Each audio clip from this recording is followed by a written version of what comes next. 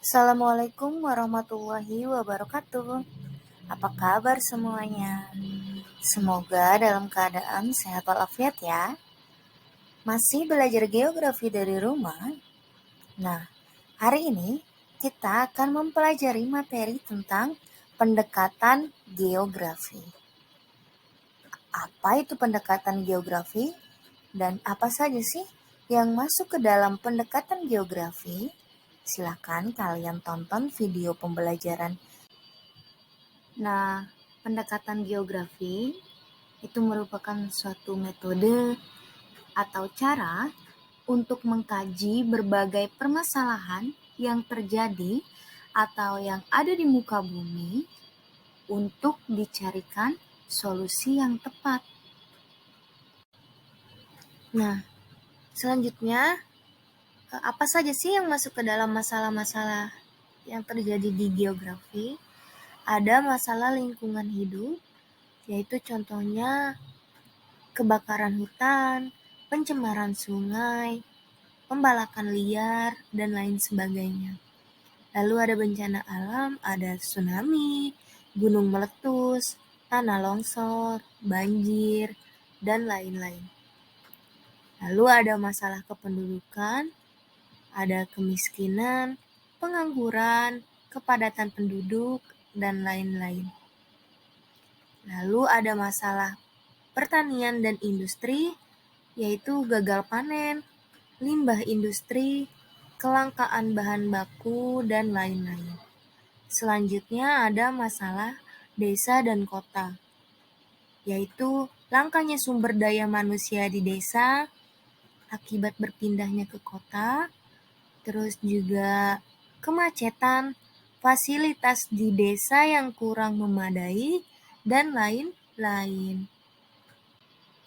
Pendekatan geografi dibagi menjadi 3. Yang pertama ada pendekatan keruangan atau spasial, yang kedua pendekatan kelingkungan atau ekologi, dan yang ketiga ada pendekatan kompleks wilayah atau regional. Oke, yang pertama itu ada pendekatan keruangan atau spasial, yaitu menganalisis fenomena atau permasalahan geografi yang memperhatikan aspek-aspek ruang yang ada di muka bumi yang meliputi faktor lokasi, kondisi alam. Nah, di pendekatan keruangan ini digunakan untuk mengkaji permasalahan geografi yang faktor penyebabnya itu didominasi oleh faktor fisik. Di sini ada salah satu contoh, longsor di Banjarnegara terjadi karena berbagai faktor yang meliputi kemiringan lereng, adanya mata air bawah tanah, dan juga adanya pergerakan tanah.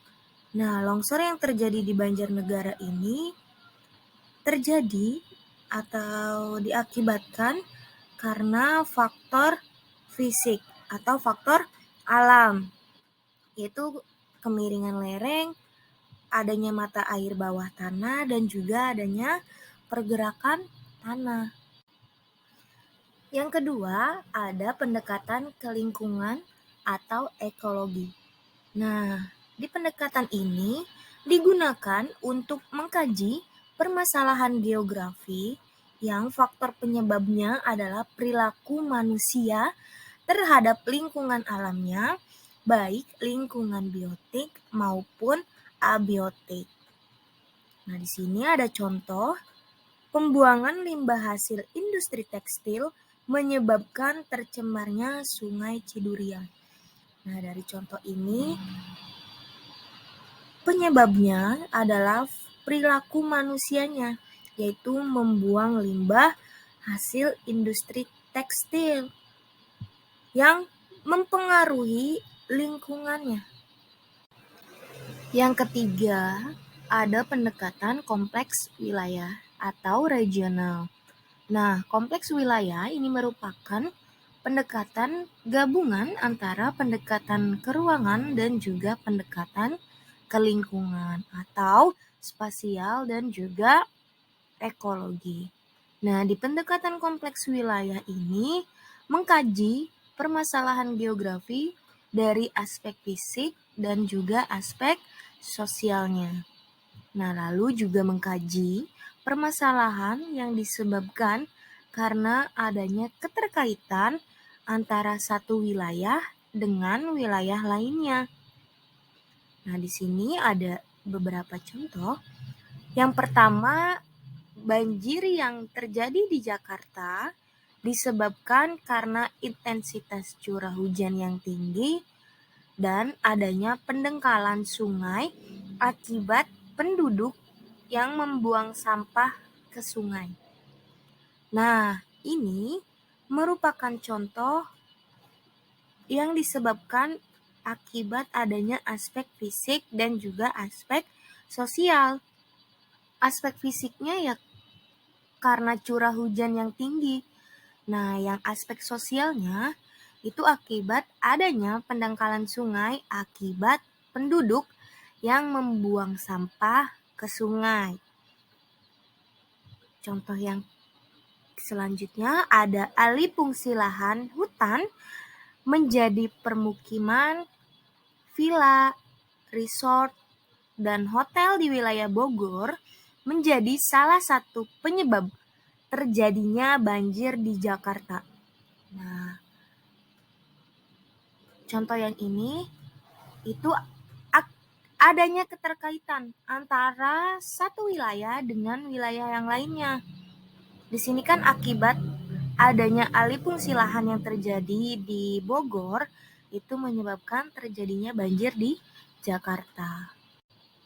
Sekian video pembelajaran tentang pendekatan geografi. Semoga bermanfaat. Saya akhiri. Assalamualaikum warahmatullahi wabarakatuh.